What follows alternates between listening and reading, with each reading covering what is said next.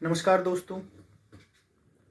यदि आप किसी कंपनी के फाइनेंस, सेल्स या लीगल टीम से हैं तो मैं आपके साथ एक इम्पोर्टेंट इन्फॉर्मेशन शेयर करना चाहता हूँ।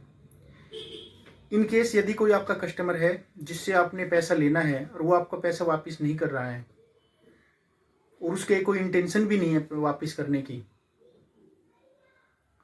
तो उस केस में आपके पास क्या ऑप्शन है। या तो आप एक सिविल सूट फाइल करें, जो कि एक टाइम टेकिंग प्रोसेस है और लीगल कॉस्ट इन्वॉल्व होगी, वो एक अलग मैटर है। अगर इस तरह के कस्टमर्स की संख्या बढ़ जाती है तो उस केस में एक फाइनेंशियल कंट्रोलर के लिए तो उसका कैश फ्लो पूरा का पूरा गड़बड़ हो जाएगा, मिसमैनेज हो जाएगा। सेल्स वाले के लिए जो कलेक्शन टारगेट है वो अचीव करने मुश्किल हो जाएंगे। तो आप क्या कोई और दूसरा ऑप्शन भी है आपके पास अपार्ट फ्रॉम सिविल सूट? जी हाँ, सेंट्रल गवर्नमेंट ने मई 2016 में एक इंसॉल्वेंसी एंड बैंक्रप्सी कोड पास किया था, जिसको शॉर्ट में हम आईबीसी कहते हैं।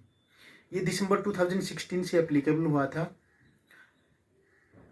इस कोड के अकॉर्डिंग यदि आपका कोई कस्टमर है और जो उसका ड्यू है जो है इज इक्वल टू और मोर देन 1 CR, और अगर वो आपको वापस नहीं कर रहा है तो उसको फिर आप उसके अगेंस्ट में एक केस फाइल कर सकते हैं। पहले आपको सेक्शन 8 में एक नोटिस उसको भेजना पड़ेगा। उस नोटिस के 10 दिन के अंदर अंदर या तो उसको पेमेंट करनी पड़ेगी या आपको रिप्लाई सबमिट करना पड़ेगा कि उसने आपकी पेमेंट कर दी है, और वो उसको प्रूफ भी सबमिट करना पड़ेगा। यदि वो ऐसा नहीं करता है तो फिर आप उसकी एक सेक्शन 9 में उसकी एक अपील जो आप एनसीएलटी में फाइल कर सकते हैं।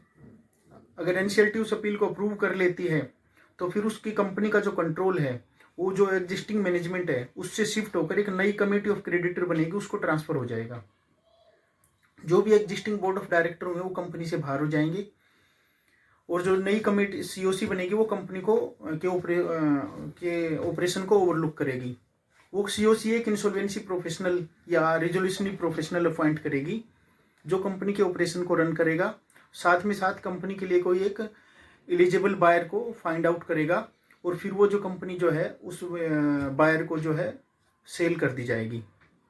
तो इस केस में जो मैनेजमेंट है उसको हमेशा ये भय रहेगा, हमेशा ये डर रहेगा, फियर फैक्टर रहेगा कि अगर कोई एनसीएलटी में एप्लीकेशन फाइल हो गई तो कंपनी उनके हाथ से निकल जाएगी।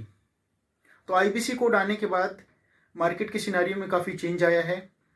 इसके आईबीसी में बैंक भी एप्लीकेशन फाइल कर सकते हैं एज ए फाइनेंशियल क्रेडिटर, तो बैंकों के एनपीए भी काफ़ी कम हुए हैं। इसके साथ साथ इंडस्ट्री की आउटस्टैंडिंग डेट की भी रिकवरी में काफ़ी इम्प्रूवमेंट हुई है।